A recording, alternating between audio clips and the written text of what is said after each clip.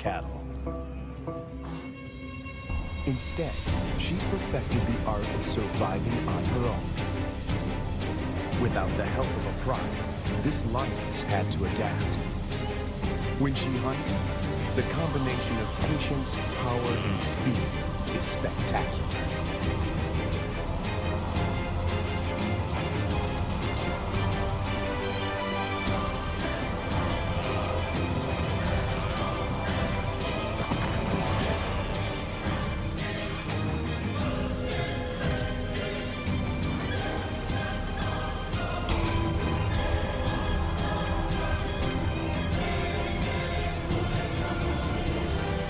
This female is about 6 years old when she steps into the viewfinder of Herbert Brower, a wildlife cameraman.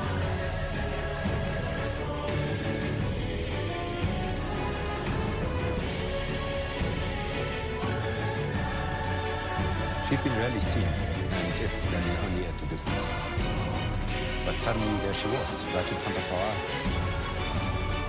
Herbert is captivated by her and returns to the floodplains of Luwa year after year. It comprises 3,600 square kilometers and borders Angola in the west. The bank of the Zambezi floodplain marks the eastern boundary of the park. People living here tell Herbert that the lioness has been alone for many years. They call her Lady Luwa.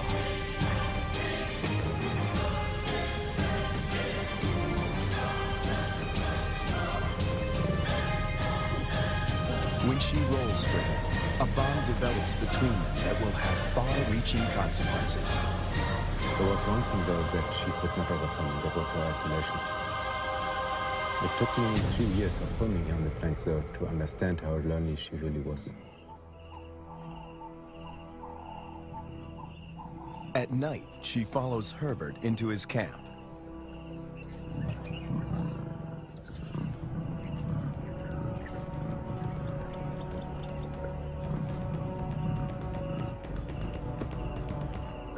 He would never expose himself to wild lions on foot, but he instinctively knows that she means him no harm.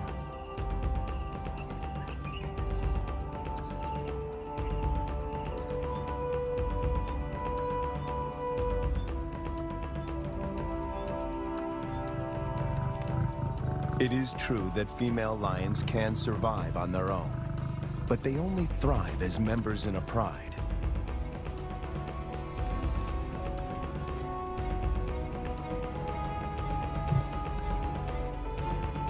Is it possible to find Lady a mate? And could they produce cubs and form a new pride? These are the burning questions facing Herbert and experts at African parks.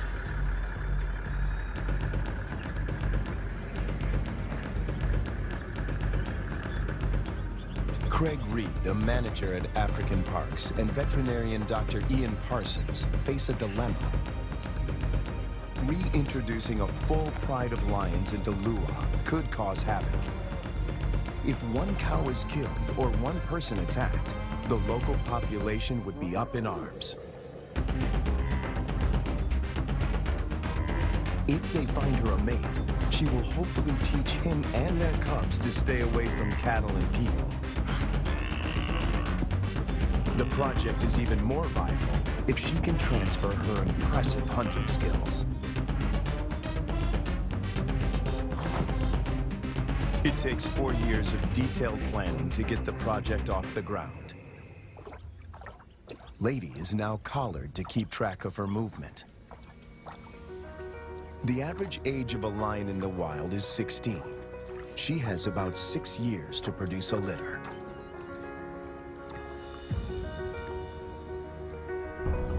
To find a mate for Lady, the team goes to neighboring Kafue National Park.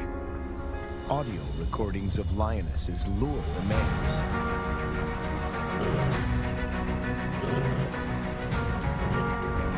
Wildlife vet Dr. Ian Parsons darts 2 males. As a coalition, they stand a better chance to survive the trauma of a translocation. The big question on everyone's mind is whether these two males will bond with Lady. If they do bond with her, she might be able to teach them how to keep a low profile and avoid the villages.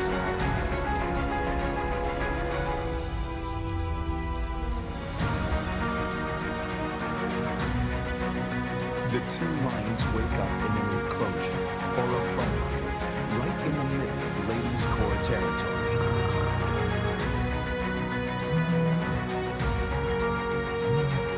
One of the males is 3 years old, the other a bit younger. Lady is almost 8 years their senior. The age gap is intentional. Older lions might not submit to Lady's authority. Hopefully, these youngsters will.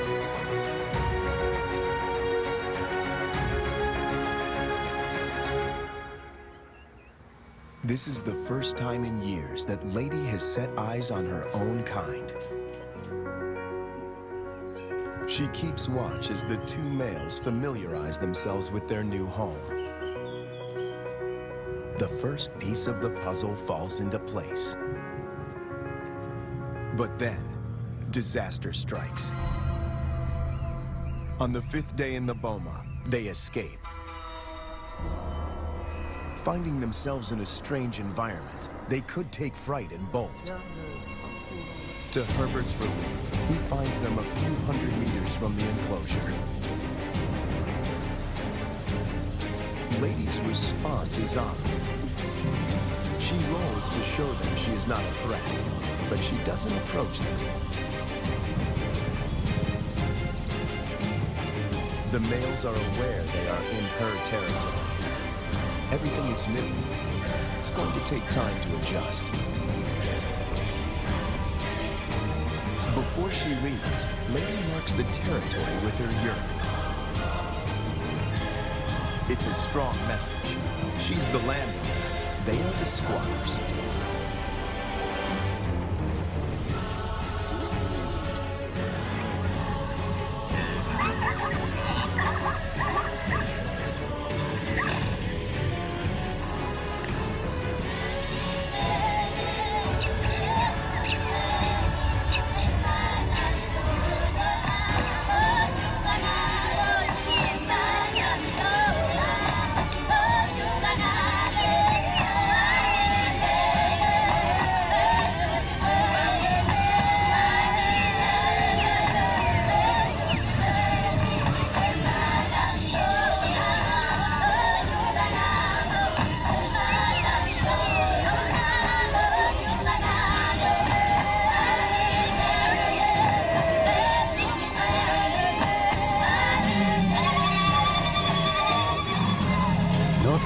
On the move.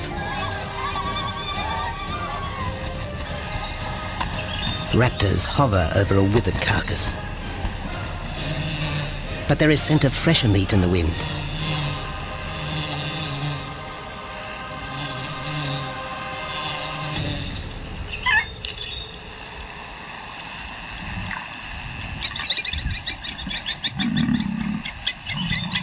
Pickings have been slim for Nabamba's pride since her fight with a startled warthog. The lioness is limping from the encounter. And even the pride's big male, Jabu, wonders when his next meal will come.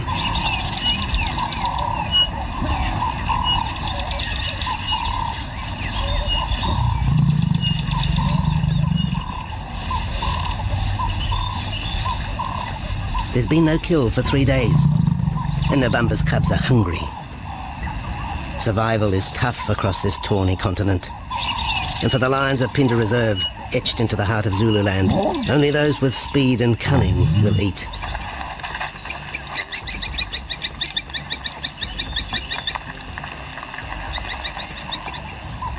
For this pride anyway, it's been a long time between meals.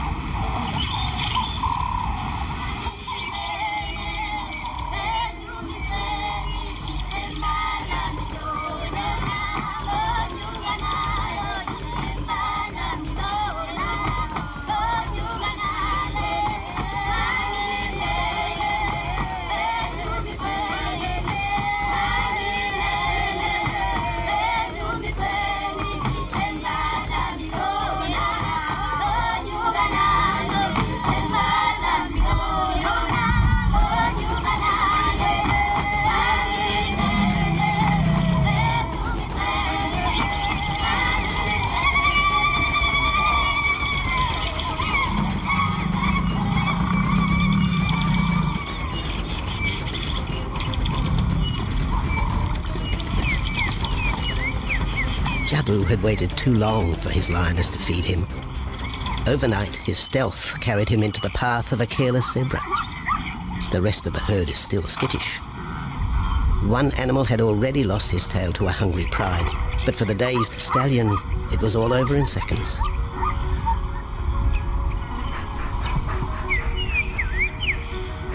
The big male watches his kill from a distance, exhausted by the chase, exhilarated by the sport.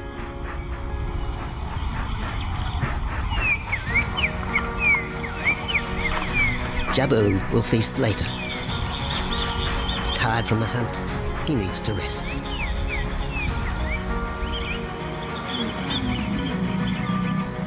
But his prey will be safe. Few scavengers will risk the sudden return of the lion.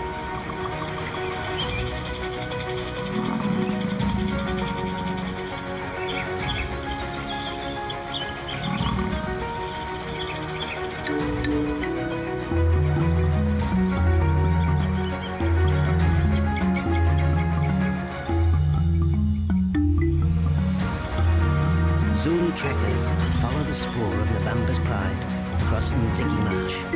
This vast tract of savanna is favoured by the lions in the dry air of winter, but it's a region also shared by Pinda's giraffe and white rhino populations.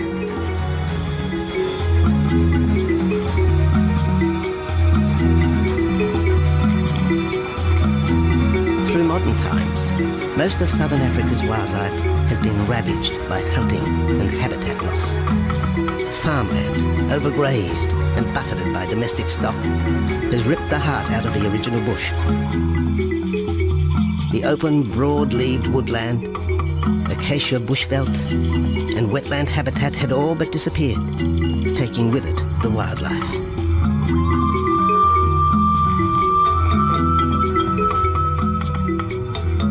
A few years ago, the Pinda project was born. 17,000 hectares of farmland bought up in KwaZulu-Natal along South Africa's eastern seaboard. What followed was the largest game restocking program ever seen on the subcontinent.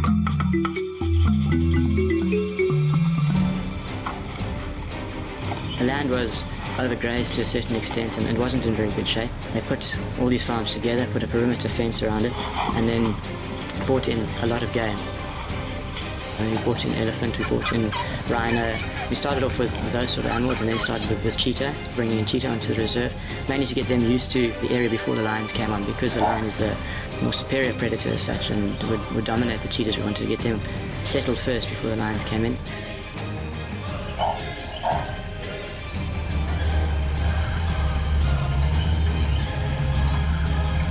Andrew Lewis is habitat manager at Pinda, one of those committed to the restoration of southern Africa's ecosystem.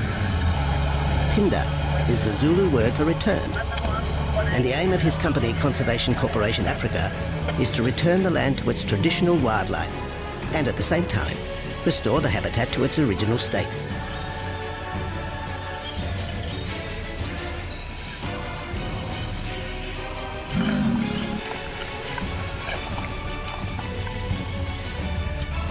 Pinda is cautiously open to top-level tourism, limited and luxurious. Dreams of extending the green frontier require funds, and the reserve's lion pride has already earned its keep.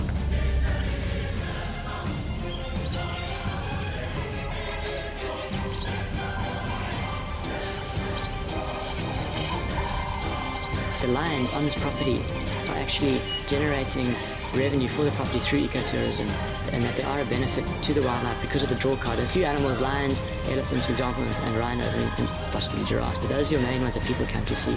And we've been very fortunate to be able to have lions on the property, and I think those lions that we have given us amazing value for our guests, and by getting a guest in here, we're getting revenue into the area, and that's benefiting wildlife as a whole.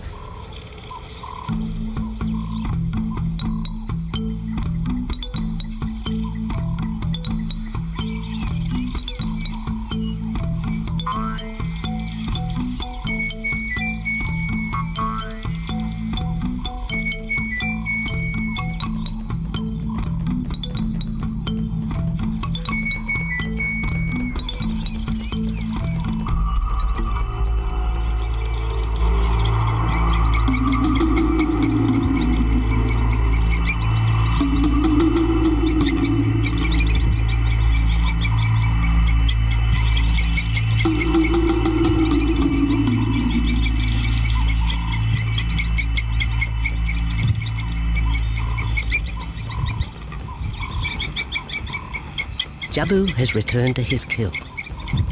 He licks the bloated carcass, but still there is no feeding. Lions will gloat over their prey, delaying the first bite until the meat ripens. For Jabu, the prospect of the meal is to be relished as much as the eventual feast.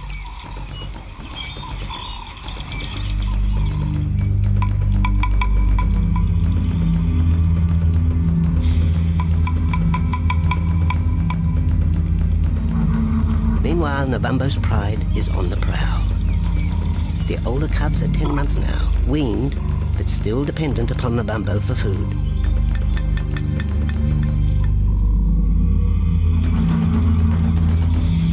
The cubs are learning to stalk, but they won't kill for another 6 months.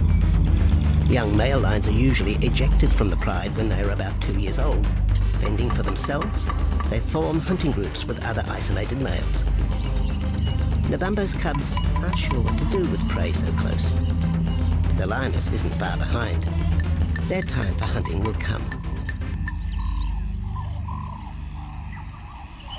Nabambo's 4-year-old daughter also lives with the pride. She is the mother of the group's youngest offspring, 7-week twins Umveli and Damana. The little cubs have been hidden since birth, and now stay close within the protective circle.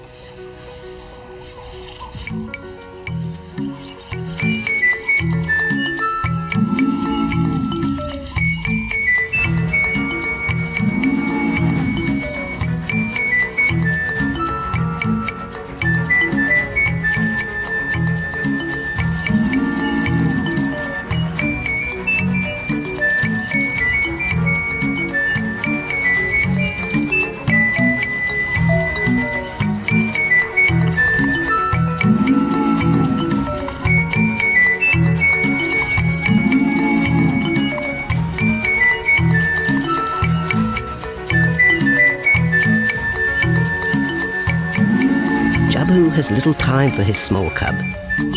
When he is older, Damana will hunt with his father, but for the moment, the big male has nothing to do with his young son.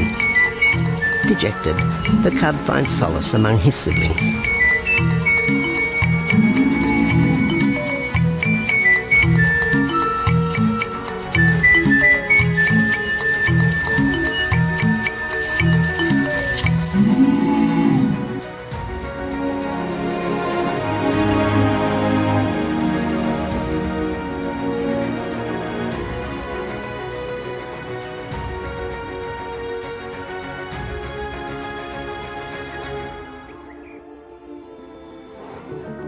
A land of beauty and contrast. A gone really wilderness. Rainy season and drought collide in an everlasting cycle.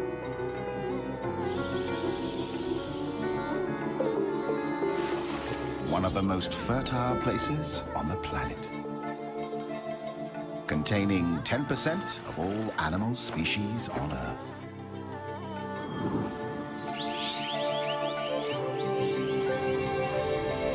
Living in nature is always a struggle for existence. But these days, wildlife has to fight to survive in the face of habitat destruction and the spread of human influence. Thailand is known for its dazzling megacity, Bangkok.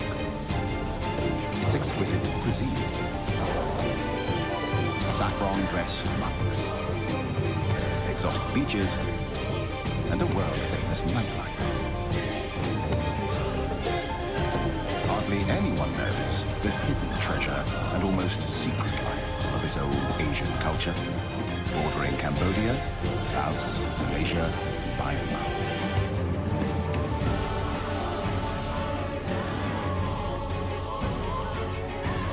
With year-round temperatures in the 30s, Thailand is one of the warmest countries on Earth, cooled only by rain in the rainy season.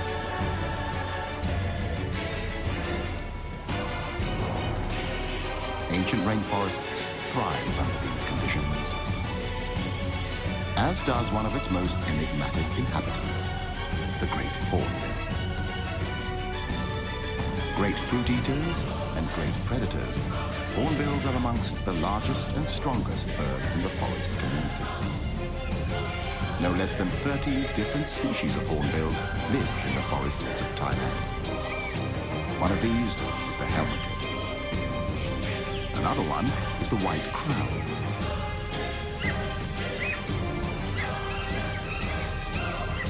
This is the brown hornbill.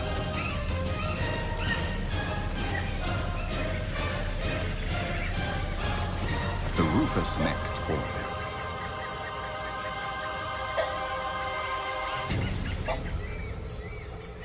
The smallest of them all, the oriental pied hornbills, live primarily on various species of figs that fruit throughout the year in the forest canopy.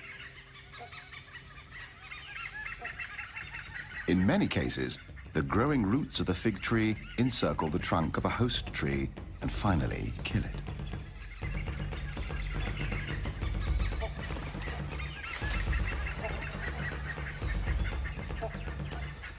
Figs are very healthy for the hornbills, as well as other birds and animals. Yet, it is known as the strangler fig, a parasite. The only occasional threat to what could be looked upon as a life in paradise is the binturong, also known as the Asian bear cat.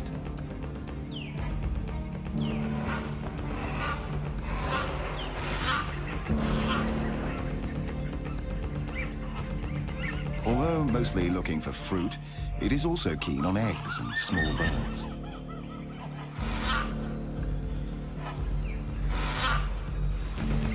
It is easy to escape the predator. The bear cat has lost its chance. Figs will have to do.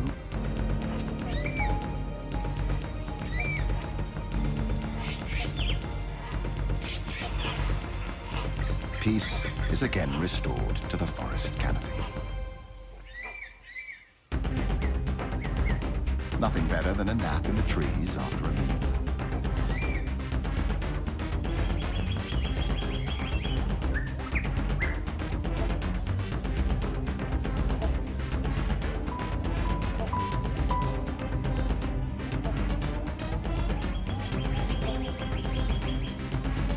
Only 26% of Thailand remains covered by forest, reduced from 60% just 50 years ago. In the darker undergrowth, restricted in many areas by poor penetration of sunlight, strange and rare parasitic plants can be seen.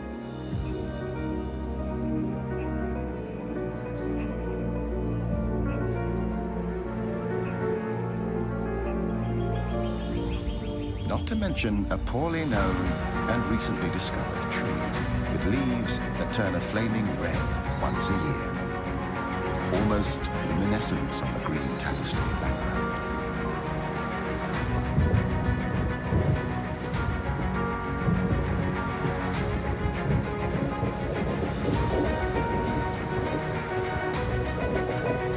The tropical forest is characterized by high rainfall.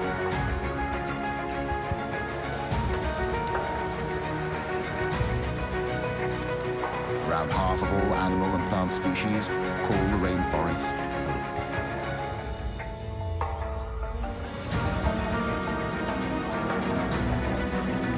Seasons change between rain and almost unbearable heat and drought. So does the landscape. Endless tropical rainforests. Dramatic, cliff-ridden mountains. Fertile landscapes dotted with trees.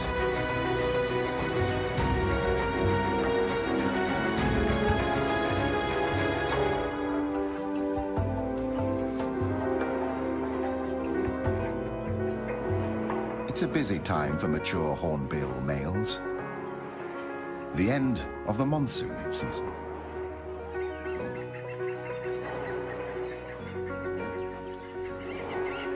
He's looking for a suitable partner above the forest canopy. The lack of underwing covert feathers allows air to pass through the flight feathers and causes the sound of a moving locomotive.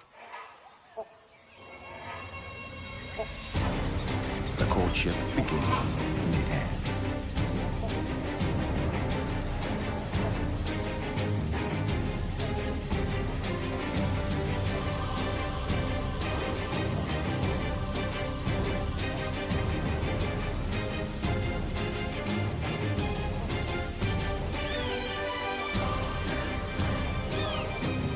As any gentleman would do on his first date, the male brings a gift for his intended. A fig, naturally.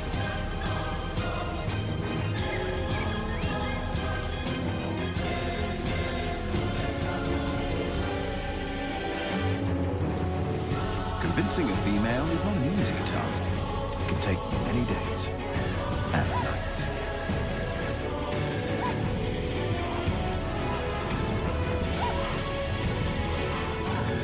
But these days they are not alone.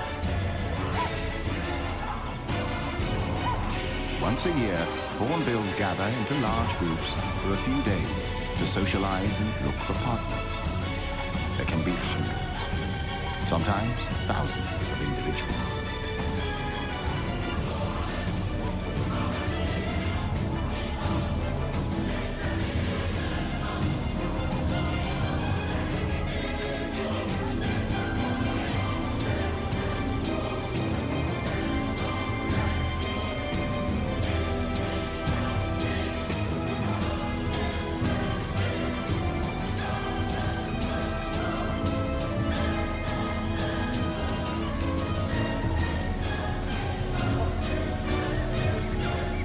The male has to repeat a series of courtship displays many times during these highly stressful days. He rubs bills with the female, plays, touches her, even kisses her, or at least so it seems.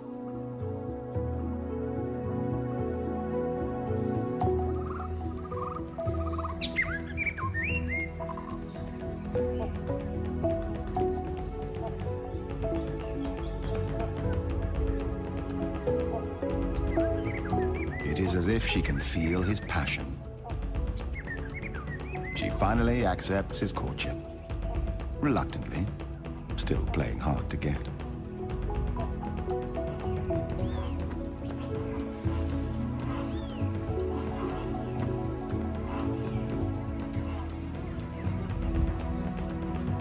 New gifts are exchanged. A male hornbill keeps up to 20 figs in his crop and may regurgitate them whenever needed.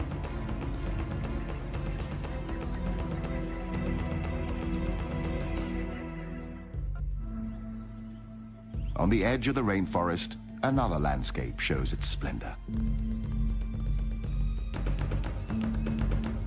Grassland dotted with trees covers the land. Here, we find a herd of the largest land mammals on the planet. The wild elephant. A symbol of wisdom in Asian culture and famed for its memory and intelligence. Today, there are only about 1,500 wild elephants in the country. The Asian elephant is highly intelligent, self-aware. It is capable of a range of emotions, including joy, playfulness, grief, and mourning. They spend up to 16 hours a day eating plants and consume up to 300 kilograms of food each day to survive. Elephants live in peace with the Asian ox, the gaur. 1 ton of pure muscle on the hoof, strong and massively built. Gaur live in small herds of 8 to 11 individuals, one of which is a mature bull.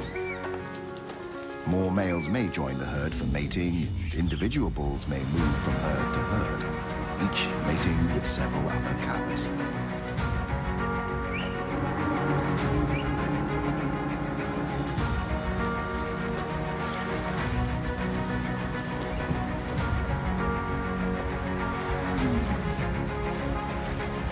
Elephants love water. Besides drinking it, it keeps them cool.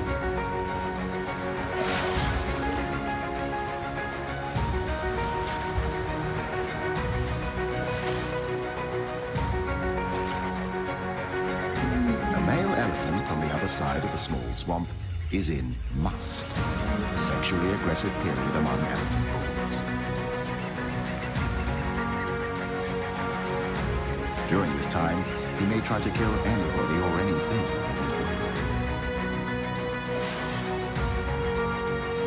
After the water, the elephants throw dust and dirt on themselves to protect their skin from the sun and create a layer of protection from insects.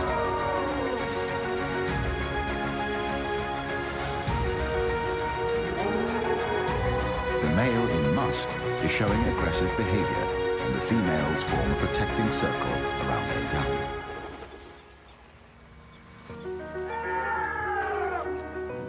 Even though the male decides to retreat, at least for now, the elephant herd and their young seek shelter in the forest.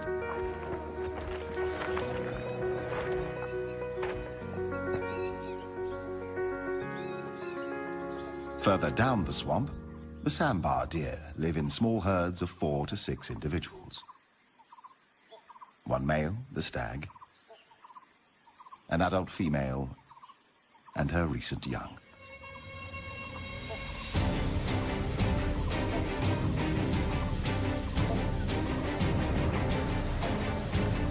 Sometimes a stag will dig his antlers in urine-soaked soil and then rub them against trees as a way to mark his territory. He will mark himself by spraying urine into his own face with a highly mobile piece.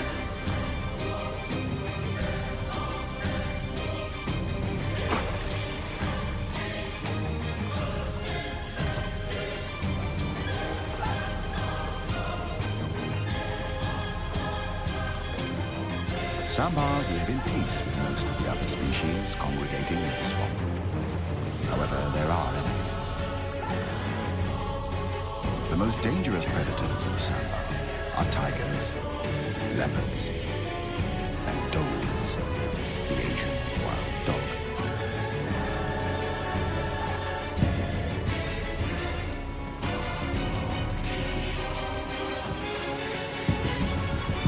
The stag gathers his herd on a small island in the middle of the swamp. He prefers to defend his herd or attack predators in shallow water.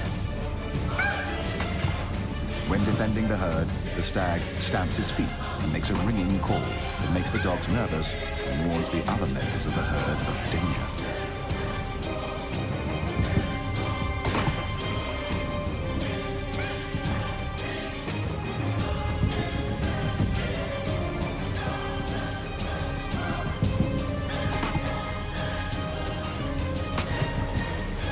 Tries to lure the predators away from his herd. The wild dogs may attack in groups, but for some reason they retreat. It might just be too hot for them. Or perhaps they're not hungry enough to make the effort and decide to wait for another chance.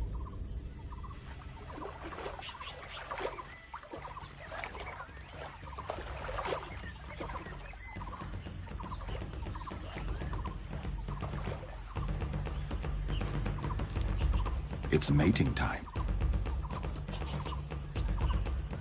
During the 24 hours when the female is in season, the male will approach her from behind before mating.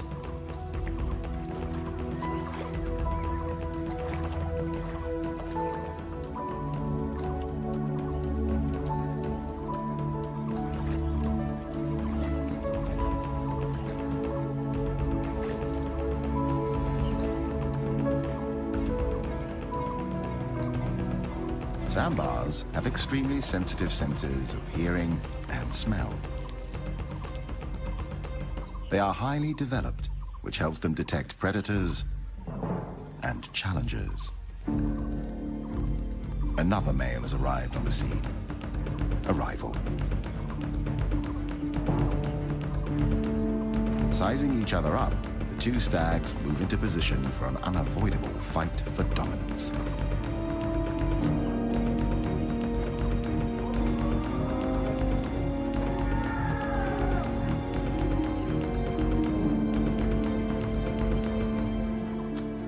when sparring with rival males, the competing sambars lock antlers, trying to push each other away.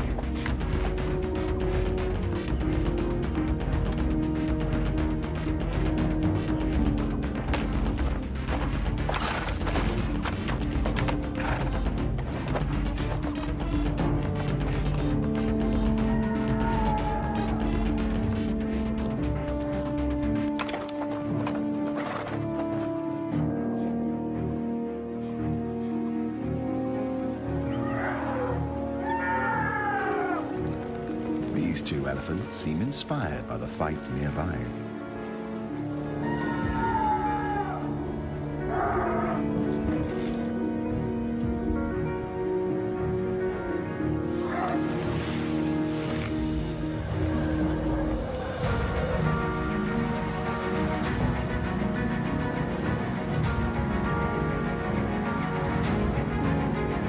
The contest of strength has only one winner and one loser.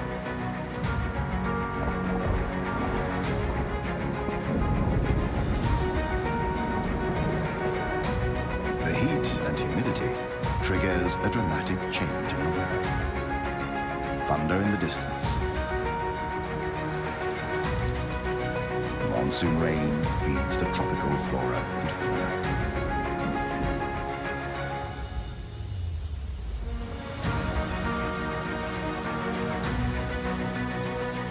But even rain doesn't seem to halt the sandbar's battle. And yet, in the end, the intruder admits defeat.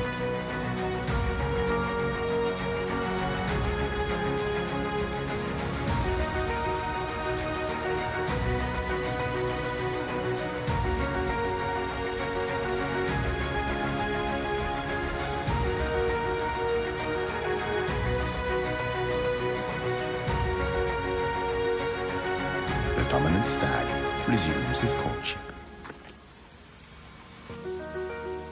The intruder must wait for another chance.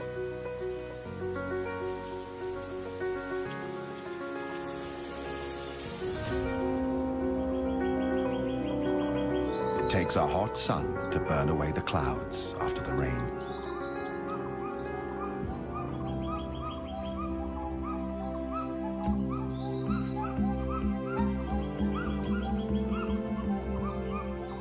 Everything is back to normal at the swamp. However, something is missing. Perhaps somebody. The wild dogs have succeeded in overpowering a young sandbar and are now busy ripping the flesh out of its young body.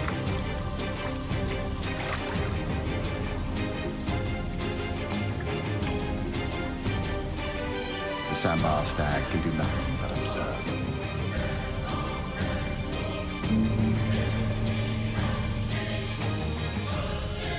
In a hidden corner of the remote area, a strange and rarely seen construction emerges.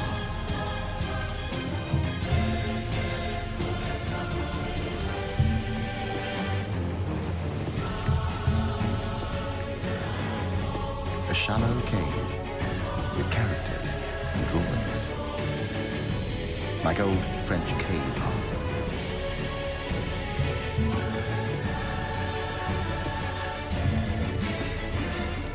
This is an elephant construction, trunk-made, not hand-made. The elephants have dug a huge hole in the ground in search of salt, an important dietary supplement that apparently they are not able to find elsewhere. For years, these incredible mammals have excavated this hole into an impressive cave.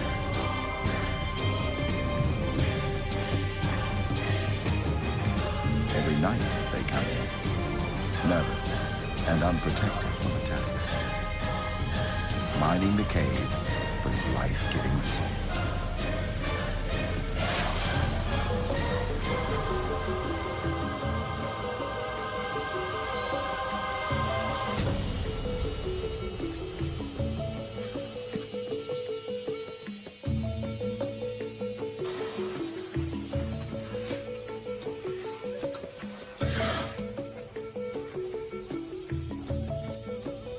Seems like a popular venue for elephants.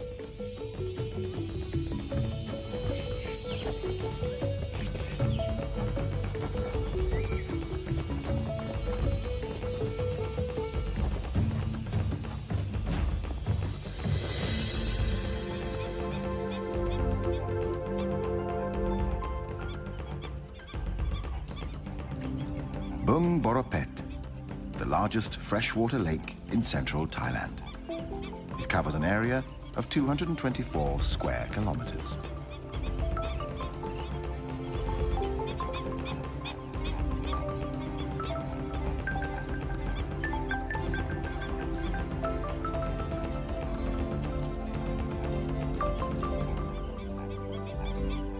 The combination of reed beds, lotus swamps, grassland and fringing woodland make this a great birding spectacle at any time of the year.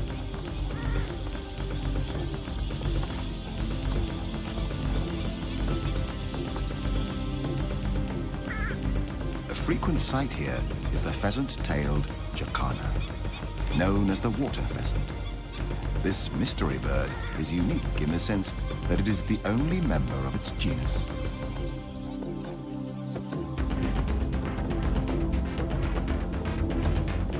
Another bird to be seen here is the pied kingfisher, waiting to catch its favorite meal, a fish.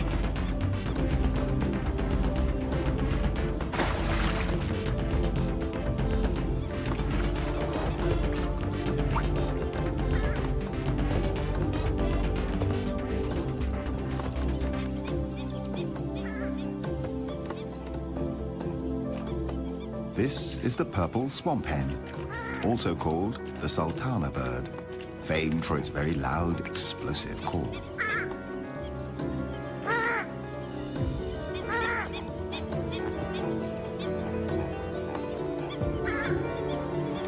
Pheasant-tailed jacanas are polyandrous, with females having up to 4 mates at one time. They mate from March to September, with each male building a nest made of floating vegetation.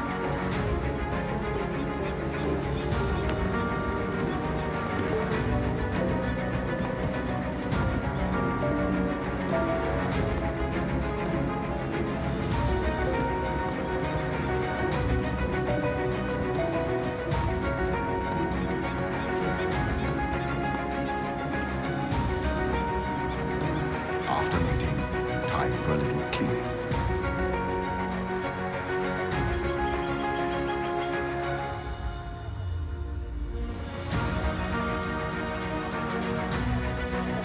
The tropical rainforest is home to a wide range of trees. Like abstract objects of art, they reach majestically to the sky.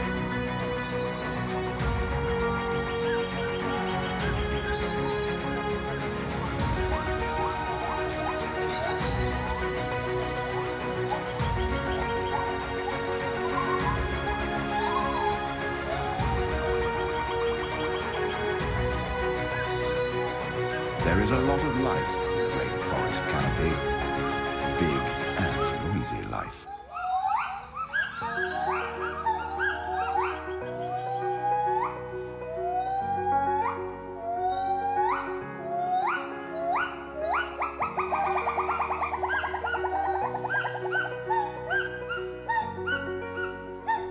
Although the gibbon is not a monkey, it certainly looks like one. It is a primate, member of the ape family, cousin of gorilla, chimpanzee, orangutan, and human.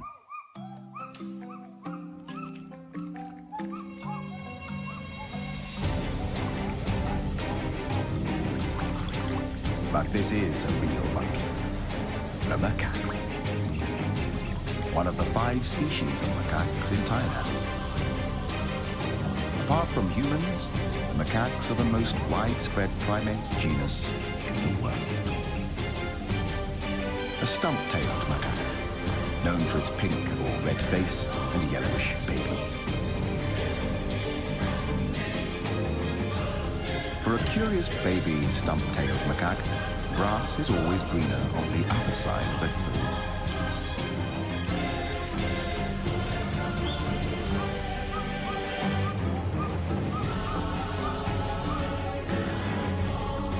The Assamese macaque, a highly social species, spends a lot of time on personal hygiene, helping each other find lice, insects, and other goodies. The dusky langur, newborns with their bright yellow-orange fur, which will change to grey when they are 3 months old.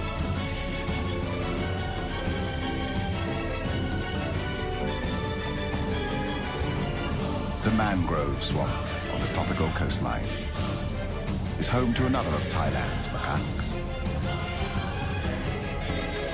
the long-tailed macaque. It is called the crab-eating macaque because it is sometimes found foraging along beaches for crabs. Lately, it has also become a cyanthrope, living off human resources.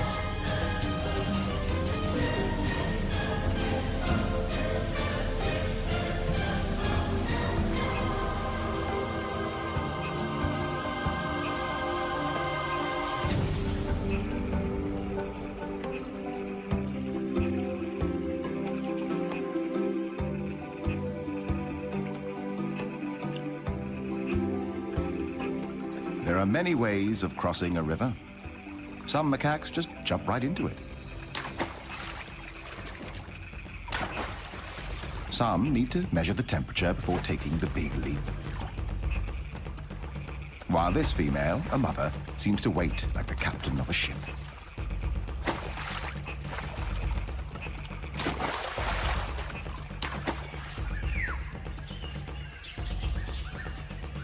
The macaques feed on fruit, grass, roots, or bark.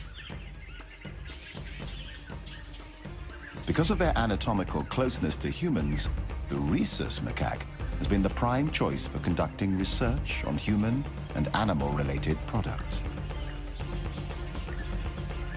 This would include the development of the smallpox, polio, and rabies vaccines, and the creation of drugs to manage HIV.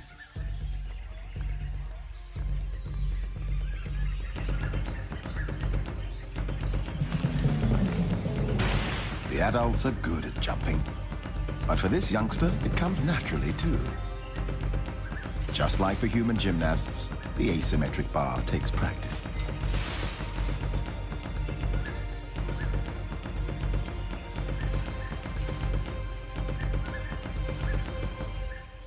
Both female and male macaques are promiscuous, mating multiple times with multiple partners.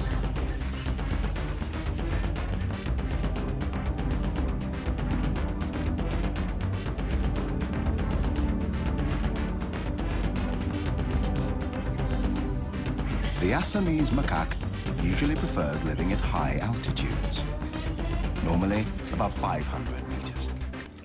Fruit eaters, like most macaques, they live in multi-male, multi-female groups of 10 to 50 individuals.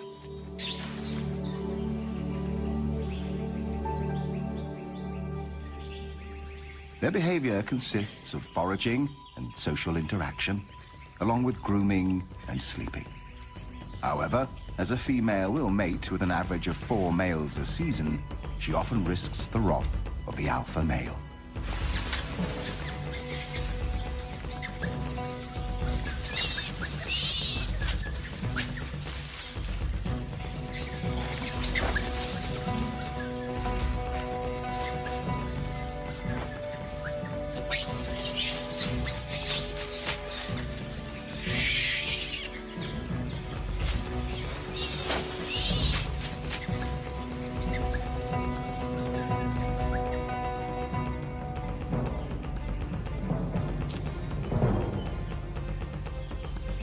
Peace is soon restored, and life goes on as though nothing has happened.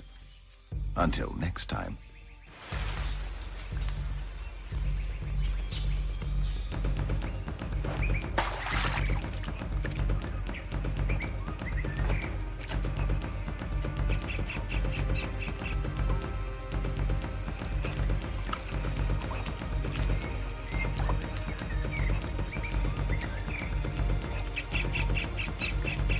When seen in water, macaques are usually escaping from danger, regulating their body temperature, playing, or searching for food like algae, occasionally small insects, or fish.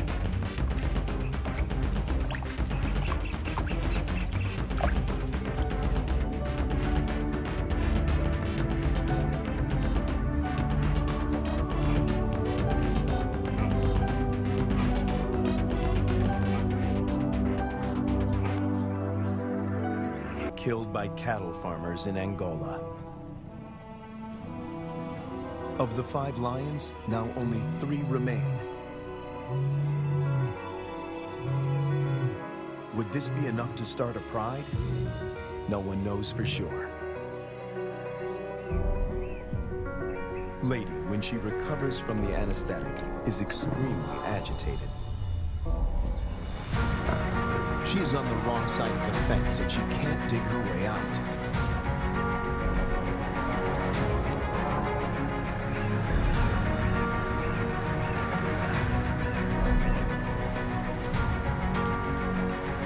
The young female, on the other hand, is familiar with the enclosure.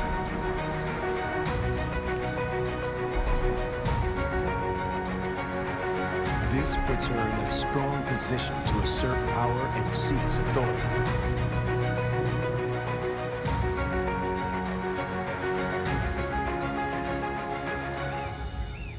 Clearly upset, Lady seeks refuge in a tree. Purple thinks this elevated position is her attempt to retain control.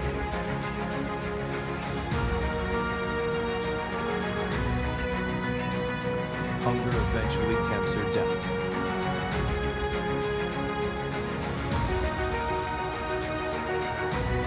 For her, it's difficult to watch. This is a situation which I never thought would happen, is that Lady would need to be put into the Burma. Now, she's been roaming free for all her life, which is probably about 13 years, 14 years, and now she needs to be locked away. It's good, Lady. The tree becomes a central prop in this battle of wits between these 2 cats.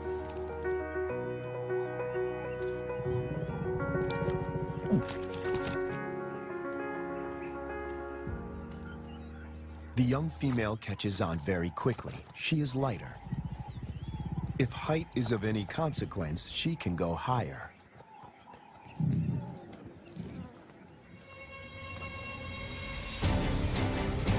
From her elevated position, the young female spots the surviving lion. He is just returning from Angola, alone. It seems as if every breakthrough in this project is shadowed by a new set of problems. The 2 brothers formed a strong coalition. They made this territory their own and for 4 years managed to stay out of trouble with the villagers. The hope of establishing a new generation of lions now resides with the survivor.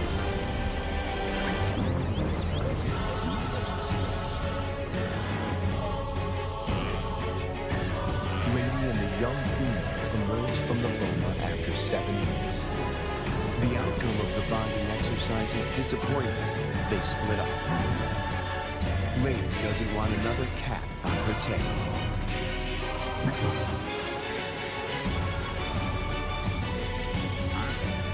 But the time in the Burma did benefit the young female. It gave her time to mature.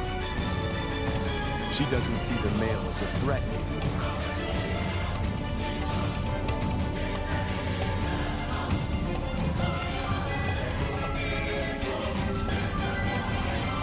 There is an explanation for her playful behavior. She is an estrus. Lady is excluded from this courting ritual. After all the turns and twists in this complicated plot, she finds herself once more alone.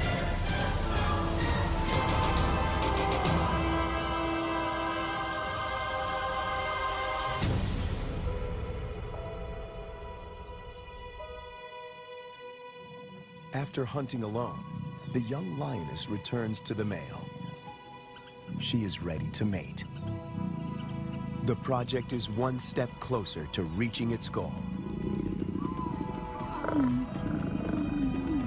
The male will sire the next generation. But what about Lady? Will she be part of this new pride? It somehow seems sad and tragic if she is now excluded. And on cue, she disappears.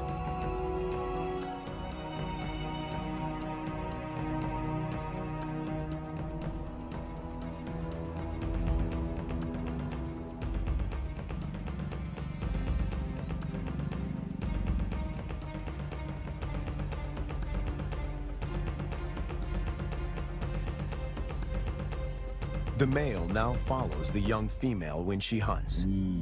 To feed both of them, she must target bigger prey.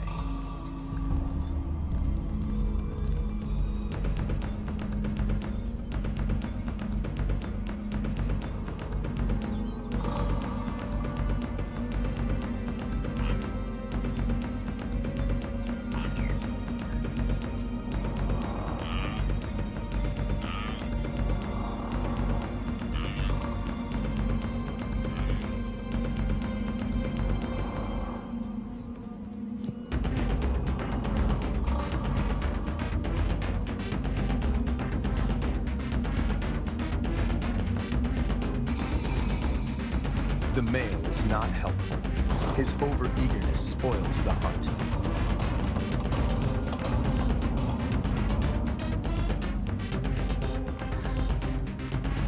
Herbert is about to accept that this region king and the young female are now the major players in this drama, when Lady suddenly reappears.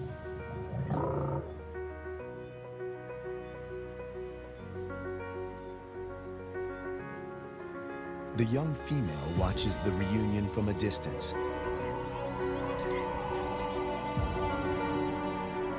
Over many years, Herbert and Lady somehow learn to recognize and respect each other's intentions.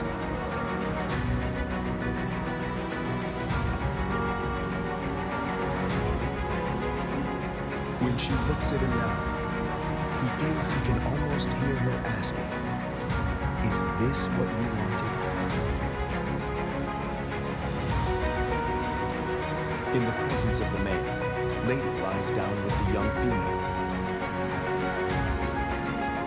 This is what a pride looks like.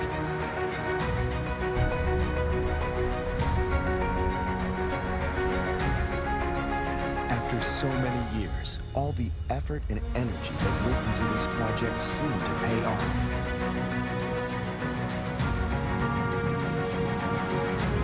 The young female frequently mates with the lion in Lady's presence.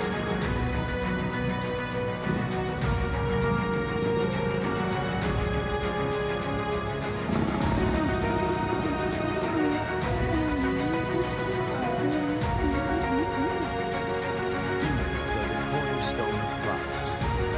They form strong bonds in hunting. The male's instinct is to protect them, and his drive is to breed.